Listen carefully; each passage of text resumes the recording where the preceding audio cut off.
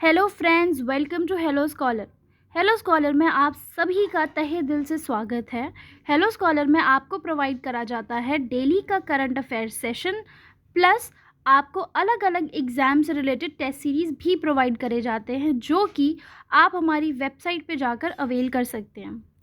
तो चलिए बच्चों, आज का करंट अफेयर का सेशन हम स्टार्ट करते हैं। क्वेश्चन नंबर 1 क्या कहता है? क्वेश्चन नंबर 1 आपसे पूछता है, वो ये क्वेश्चन है अपॉइंटमेंट पे, who has been appointed as prime minister of Britain. Britain की नई राष्ट्रपति कौन बने हैं? तो चलिए, इसमें ये जो क्वेश्चन है इसका आंसर एविडेंट है। आंसर आपको पता ही चल रहा है कैसे, क्योंकि जो पिक्चर आप देख रहे हो वो एक फ़ीमेल फिगर है, तो ऑब्वियस सी बात है कि एक फ़ीमेल ही प्राइम मिनिस्टर बनी होंगी। तो चारों ऑप्शन में से Rishi Sunak, Liz Truss, Boris Johnson, Suella Braverman, तो ये इन चारों में से कौन नया प्राइम मिनिस्टर चुना गया है? तो चलिए इसका आंसर देखते हैं। इसका आंसर है लिज ट्रूस, यानी option number 2 is correct. Fine. अब इनके बारे में थोड़ा सा हम जानते हैं, ठीक है। अब हम देखते हैं कि सबसे पहले तो मैं आपको ये बताना चाहूँगी कि हम इसके बारे में क्यों पढ़ रहे हैं, ये सब चीज़ें न्यूज़ में क्यों थी। दोस्तों, ये इस वजह से न्यूज़ में थी क्योंकि इनके ऑपोजिट में खड़े थे एक इंडियन ओरिजिन के लीडर, उनका नाम है ऋषि सुनैक। वो भी वहाँ पे मिनिस्ट्री में है, ठीक है। मतलब मिनिस्ट्री में, मतलब वो भी वहाँ के कोई ना लीडर है, ठीक है, पॉलिटिशियन है वो, ठीक है। तो देखो, उससे क्या होता है कि अगर वो प्राइम मिनिस्टर बन जाते तो क्या होता है, ब्रिटेन और इंडिया के जो रिलेशनशिप्स है वो सुधरते। ऐसी पॉलिसीज़ आती जो कि ब्रिटेन में ऐसी पॉलिसीज़ आती जो कि इंडिया को बेनिफिट करती। दोनों में ट्रेड रिलेशनशिप अलग होते। कोई भी कंट्री का जो भी लीडर, मतलब जिस भी कंट्री के लीडर के साथ हम अपनी आइडियोलॉजी शेयर करते हैं, या फिर हम ओरिजिन शेयर करते हैं, या फिर हम थॉट्स शेयर करते हैं, तो क्या होता है कि उन दोनों कंट्रीज़ के बीच में बायलैटरल ट्रेड जो होता है वो बहुत बेटर होता है, इस्टेब्लिश होता है, अच्छा होता है, प्लस जो रिलेशनशिप्स होते हैं वो भी बहुत अच्छे होते हैं, ठीक है। इस वजह से ये न्यूज़ में थे, because a person of Indian origin named Rishi Sunak, he is also a politician in Britain, was standing for the prime ministerial elections, like वो इलेक्शंस में खड़े हुए थे for the post of prime minister of Britain. Fine. चलिए, अब हम Liz truce के बारे में जानते हैं। ये क्या थी अभी इलेक्शन से पहले? She was the UK's foreign secretary, ठीक है, फॉरेन सेक्रेटरी थी, इस टाइम की प्राइम मिनिस्टर बनी है। अब देखिए, जो क्वीन एलिजाबेथ है वो अपॉइंट करती हैं, ठीक है, वो अपॉइंट करती हैं। तो ये जो अपॉइंटमेंट होता है, फिर जो ओथ टेकिंग होती है, वो सारी सेरेमनीज़ होती हैं, है ना।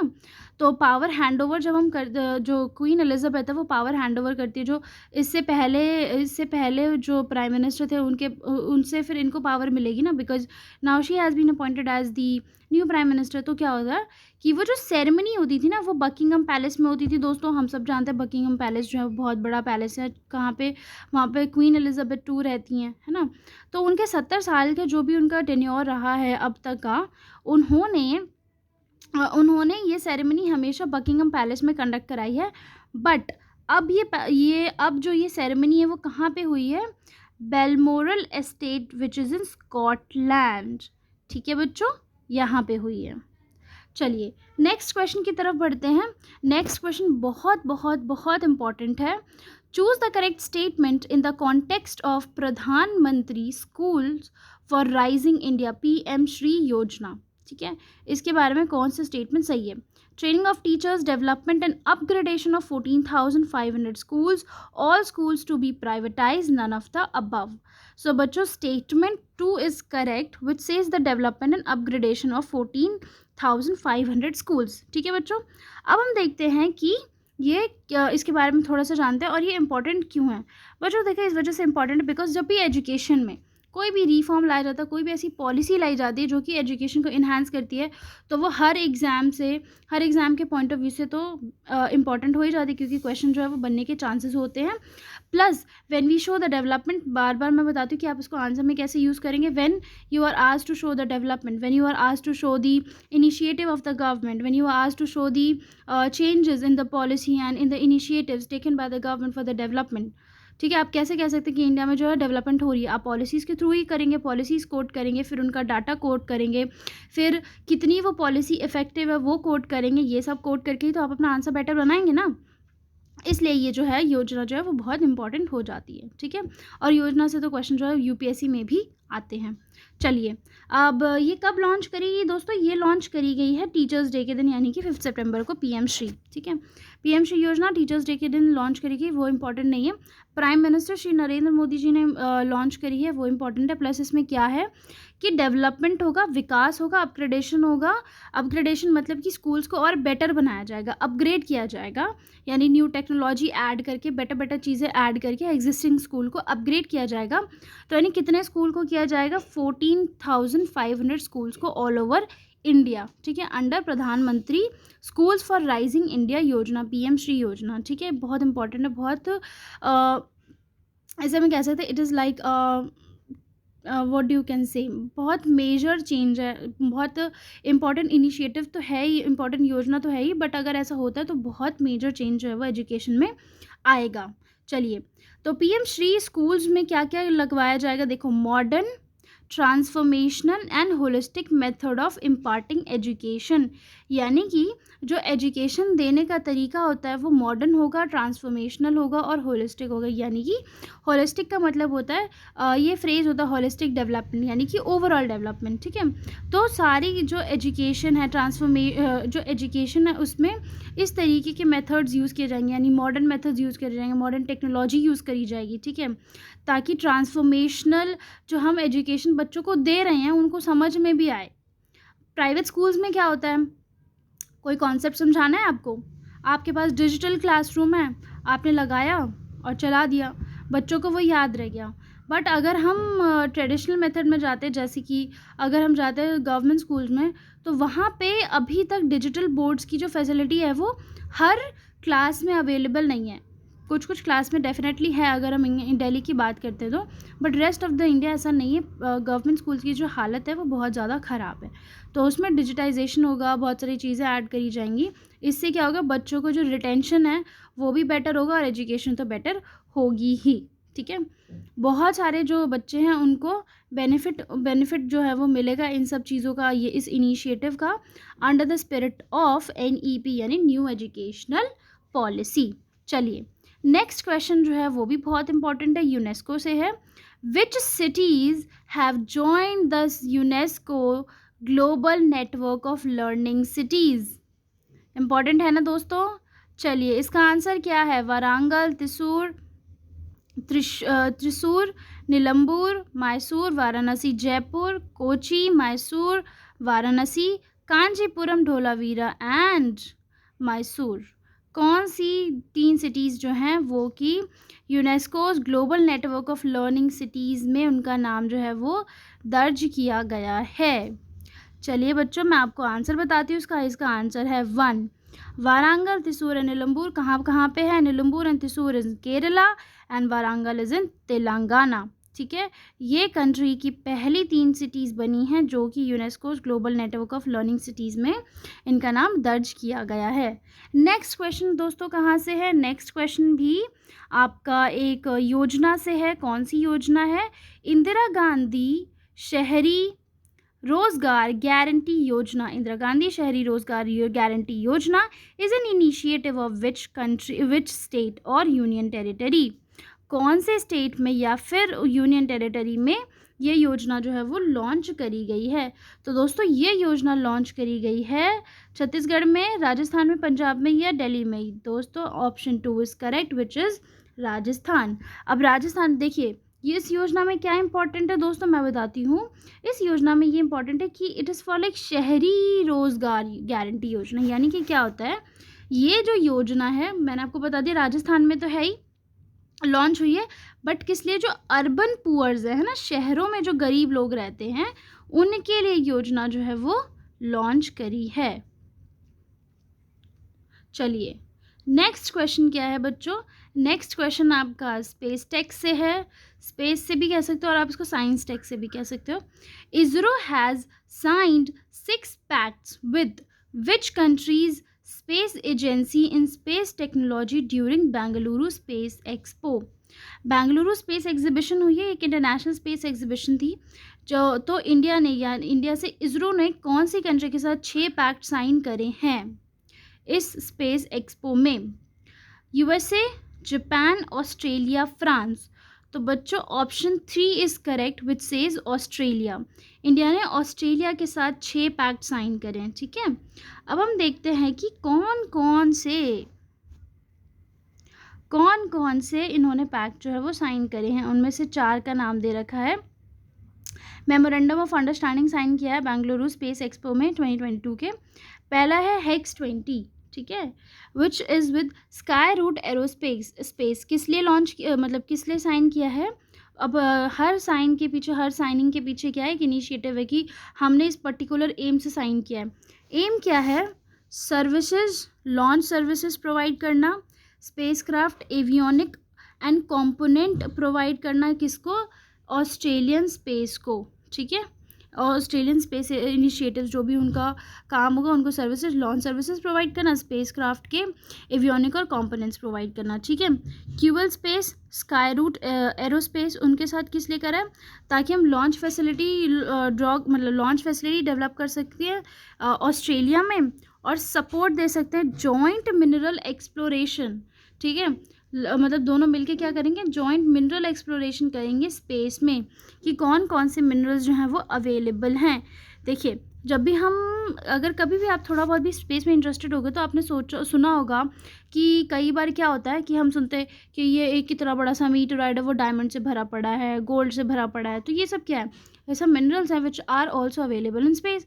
अर्थ जब स्पेस का पार्ट है, अर्थ में अगर इतने सारे मिनरल्स हैं तो बाहर भी ऑब्वियस ही बात है कि इतने सारे मिनरल्स होंगे, राइट।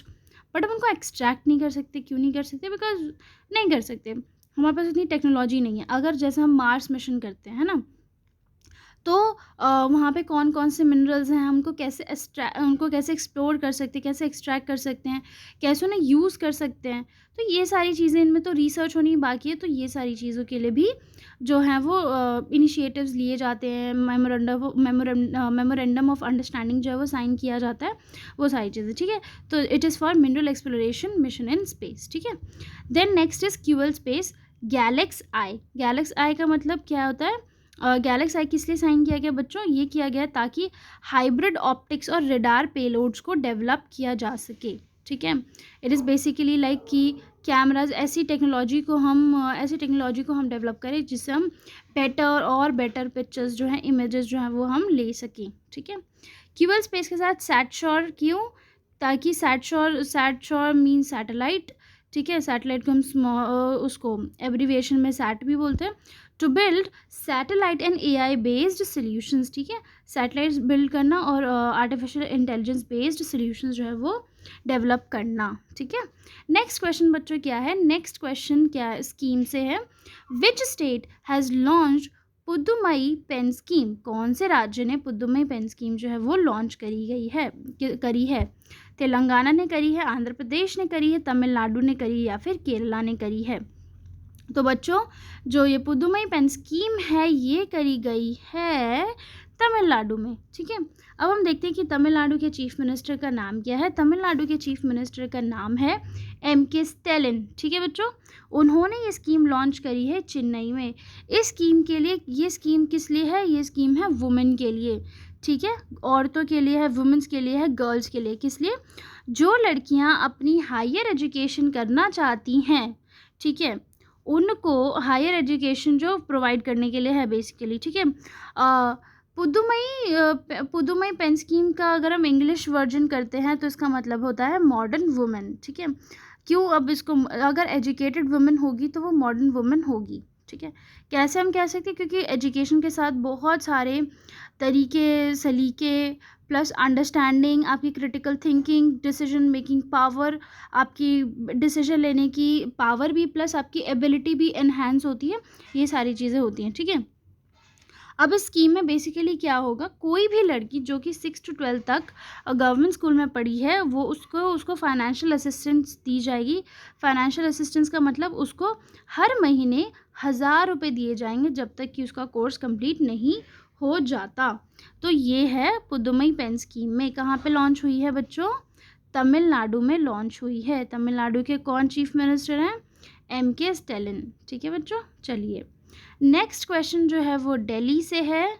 क्या क्वेश्चन पूछता है, the centre has decided to rename Rajpath and Center Vista lawn stretching from Rashtrapati Bhavan to India Gate as, यानी कि सेंटर ने डिसाइड किया है राष्ट्रपति भवन से लेकर सेंट्रल विस्ता तक जो पूरा लॉन है उसका जो रोड है उसको क्या रीनेम करेंगे, उसका नया नाम क्या रखा गया है। भाग्य पथ, कर्तव्य पथ, APJ अब्दुल कलाम मार्ग, लोक कल्याण मार्ग। तो बच्चों उसका नाम जो है वो रखा गया है, उस लॉन का नाम रखा गया है कर्तव्य पथ। ठीक है, चलिए थोड़ा सा हम इसके बारे में जानते हैं। इसमें तो यही इम्पॉर्टेंट है कि कर्तव्य पथ जो है वो नाम रखा गया है किसका, राजपथ और राजपथ सेंटर विस्टा लॉन्स को, जो पूरा जो लॉन है जो राष्ट्रपति भवन तक जाता है उसको उन्होंने कर्तव्य पथ के नाम से उसको रीनेम कर दिया है। ठीक है, NDMC यानी न्यू दिल्ली म्यूनिसिपल काउंसिल के साथ उनकी मीटिंग होगी, फिर ये सारी चीज़ें उनके सामने रखी जाएगी और उसको ये नया नाम जो है वो दे दिया जाएगा। ठीक है, एंटायर रोड कौन सा, area from Netaji statue to the at India Gate to the Rashtrapati Bhavan. अगर आप कभी उस एरिया में गए होंगे तो आपको पता होगी स्टैचू किस तरफ है और राष्ट्रपति भवन जो है वो किस तरफ है। चलिए नेक्स्ट क्वेश्चन है, inflatable aerodynamic decelerator has been designed and developed by whom. ठीक है, कौन सी ऑर्गेनाइजेशन या कंपनी ने इसको IAD टेक्नोलॉजी इसको डेवलप किया है। DRDO ने किया है, बार्क ने किया है, इसरो ने किया है या फिर IIT मद्रास ने किया है। ठीक है बच्चों, ये किया है हमारे प्यारे इसरो ने। ठीक है, हमारे प्यारे इसरो ने ये टेक्नोलॉजी जो है वो लॉन्च करी है। ठीक है, ऑप्शन 3 इज़ करेक्ट। अब हम थोड़ा सा और जानते हैं इसके बारे में। जो इसरो है उन्होंने ये टेक्नोलॉजी को डेवलप भी किया प्लस टेस्ट भी कर लिया। ठीक है, इसरो का एक सेंटर है जिसका नाम है विक्रम साराभाई स्पेस सेंटर। हम जानते हैं विक्रम साराभाई कौन थे। अगर आप नहीं जानते हैं तो एक वेब सीरीज़ आई थी, उसका नाम कुछ था, बॉयज़ करके कुछ था, उसमें विक्रम साराभाई के बारे में उन्होंने कैसे उनके बारे में है कुछ, मैं आपको वो वेब सीरीज़ का नाम ज़रूर बताऊंगी, बॉयज़ करके कुछ था, वो आप देखना ज़रूर। बहुत अच्छी मूवी है। प्लस कैसे हमारा एटॉमिक सेंटर जो है वो डेवलप होता है, एटॉमिक न्यूक्लियर पावर प्लांट जो है वो डेवलप होता है, कैसे प्रपोजल रखा जाता है, क्या क्या स्ट्रगल्स आते हैं, वो सब बहुत इम्पॉर्टेंट है जानना। अगर आपको इंटरेस्ट है तो आप वो मूवीज़ देख सकते हैं। मैं उस मूवी का नाम जो है वो आपको नेक्स्ट क्लास में ज़रूर बताऊंगी, उस वेब सीरीज़ का नाम। IAD जो है वो एक गेम चेंजर है, मतलब ये जो टेक्नोलॉजी गेम चेंजर है, कैसे हम इसको यूज़ कर सकते हैं हमारे जो फ्यूचर में मिशंस होंगे ना, मार्स और वीनस तक के मिशंस में हम इस टेक्नोलॉजी को यूज़ कर सकते हैं। चलिए नेक्स्ट क्वेश्चन क्या है, which company has developed India's first nasal Covid vaccine. हम सब ने देखा इंजेक्शन के थ्रू हमें वैक्सीन लगती है, बट हम नेज़ल कोविड वैक्सीन भी, नेज़ल यानी थ्रू नॉस्ट्रिल्स। ठीक है, तो वो कौन सी कंपनी ने डेवलप करी है, serum institute, Pfizer, Bharat biotech, IIT Bombay. तो बच्चों वो डेवलप करी है भारत बायोटेक ने। आपको आंसर यहाँ पे भी दिख गया, प्लस ऑप्शन 3 भी करेक्ट है। ठीक है, ऑप्शन 3 करेक्ट है। चलिए, so that's all for today. I hope you like the video. Kindly like, share, comment and subscribe to our channel. Join our Telegram channel for the latest job vacancy updates and current affair PDFs. The link will be given in description. Thank you everyone.